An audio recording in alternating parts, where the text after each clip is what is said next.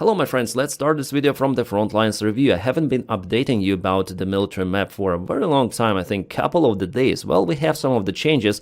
As you know, Ukraine encircled Russian army in Kucherov Yar. Also, they were trapped here and here, like not physically intercepted, but Ukraine controls those supply lines. So Russians just cannot receive any sort of the goods. The only possible way for them to obtain something like water, food is the drone delivery only. Plus, Ukraine is using the anti-drone warfare, so Russians deliver supplies with the help of the fiber optic drones. Well, according to the latest information, judging on the signals coming from the Ukrainian military command, Ukraine is getting ready to jam Russians completely here, like absolutely demolish. There is the big operation which is now being prepared. I know it because there were the meetings in Pokrovsk-Dobropilya direction, so you see Denis Rydis, commander of Azov Corps, Syrsky, the general commander of Ukrainian army, and here you can see Magyar, who is being deployed already to that particular direction. Well, Magyar is in charge now not over his own unit but of entire drone army of Ukraine, so he's a very important guy and I'm very happy that he was appointed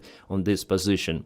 I think with him, Ukraine becomes more and more competent. And by the way, today Magyar birds hit one of the Russian helicopters. Initially it was the report about Mi-28, but now I have the information that it appears to be Mi-8 transport helicopter with some of the infantry inside. So it was hit by FPV drone, and here you can see how it flies. Sorry guys, I cannot play this video here because even my last one was restricted, but maybe the still images is pretty much okay. Nevertheless, I shared this Magyar video on my Telegram channel, which is available with a link in the video description just below. Follow me on Telegram. Yes, there I post more than on YouTube. We have conversation group there. Well, you see, yeah, helicopter is kind of robust. It was flying for a long time. And yeah, I see here already that it's Mi-8 helicopter. Oh my god, it is on fire. It has kind of the big fuel tanks on each side of the fuselage and it seems like they got fire. But the afterwater and the main one were okay, so because of this helicopter landed. Or crash landed, you may say.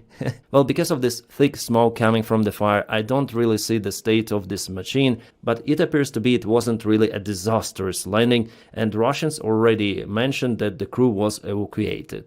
And you see here we have one more helicopter flying, it's K-52, attack helicopter. Usually they fly together like the transport helicopter and the backup and cover from the attack one. Well, it's absolutely clear that the helicopter itself is no-go. Again, one more successful case, then FPV drone chases and hits enemy helicopter. Well, if FPV drone hits Shahid drones, I think for helicopter it's more easier target for those drones. So maybe after all Russia will not be able to use their helicopters close to the front lines. Wow, I have just received this image. It's the Russian Mi-8 helicopter that I showed you before. You can see it's the last selfie of it and probably of this guy and also other soldiers who were on board of this helicopter. Russians claim that they evacuated pilots. Well, so far I haven't seen the video with evacuation, so I would put a big question mark for that one. Yeah, here we definitely see some of the face. I asked ChatGPT to improve this image because it's too grainy. Well, that's the result.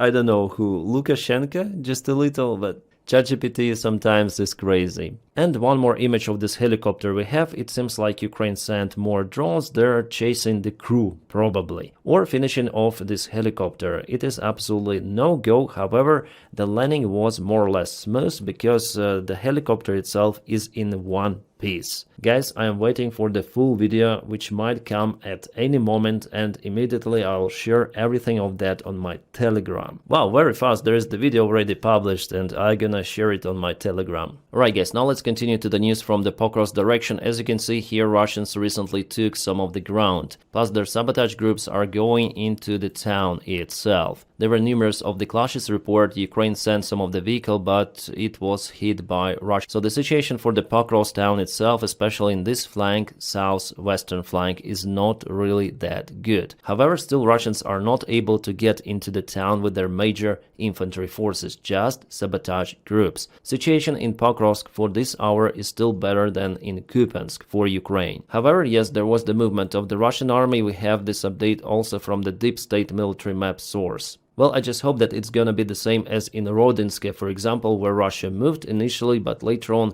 Ukraine cut this Russian attack vector, and now Russians are being cut from all of the sides here, so they're not thinking about Rodinske any longer. And I guess this only attack vector is not enough for Russians to occupy Pokrovsk and Mirnograd. Rodinske here is more important because it gives advantage for the Russian army to both Pokrovsk and Mirnograd, so they might jam those settlements into the clouds, their usual tactics, but here it's already been cut, as I say to you, so there is no perspective, close by perspective for Russians to get to Rodinske. Yeah guys, sorry for giving you sometimes bad news, but it's my duty to update you about the current situation on the front lines. There is one more place where Russia moved quite a lot. They even reached Verbovo here. It's Dnipropetrovsk Oblast, again southwestern part of the front lines. Here they propel almost every day, and let's go back 3 days ago. So 1, 2, 3.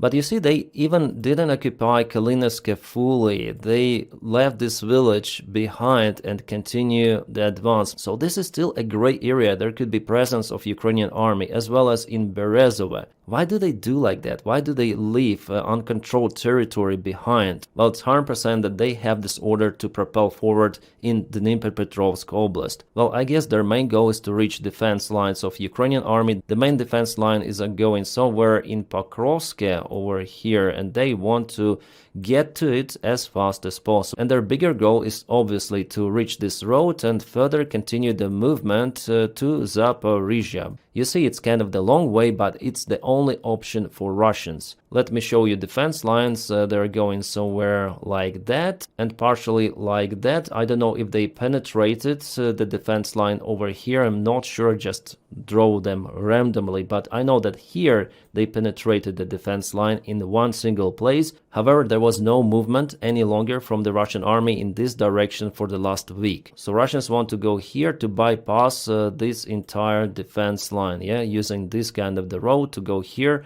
and also to advance from this side, from the south. Here they got some of the ground under control, but still unable to get further. Also, Russians are attacking Zaporizhia even with aviation gliding bombs, so for civilians there it's very hard time. And why Zaporizhia is so important for the Russian army? Because they want to create the bridgehead on the other side of the Dnipro River. You see, Dnipro River is very wide, it's the big obstacle for any sort of the ground army. So creating the bridgehead here or maybe in Dnipro city may allow Russian army to move later on faster towards the other parts of Ukraine. Well, they already controlled this part over here, but were forced to retreat from Kherson because it was the trap for the Russian army. They lost initiative. And now with all of their attempts to get to Kherson back, they basically fail. That's why Zaporizhia could be better variant in general for Russians. But still they need to cover lots and lots of the land here, and there are Ukrainian trenches, defense lines, Ukrainian armies placed here, so it's not an easy walk. But at the same time we see that they keep initiative in Velika Novosilka direction, so over here. For now it's the most vulnerable spot for Ukrainian army, because here Russians propels almost every day. You see how they move? Day by day, after all they move. About Kupiansk, the situation there is standstill for already many days. Like 4 days ago, I guess there was the update, then the Russians moved to this part. Well, I would say it's the difficult situation, and Ukraine has just limited resources to act in counterattacks, so I don't think Ukraine is capable for now to repel this Russian attack. Oh, what we have here is the strike of Ukrainian drones on Russian very important facility. It's called Elektrodetal factory in Bryansk Oblast.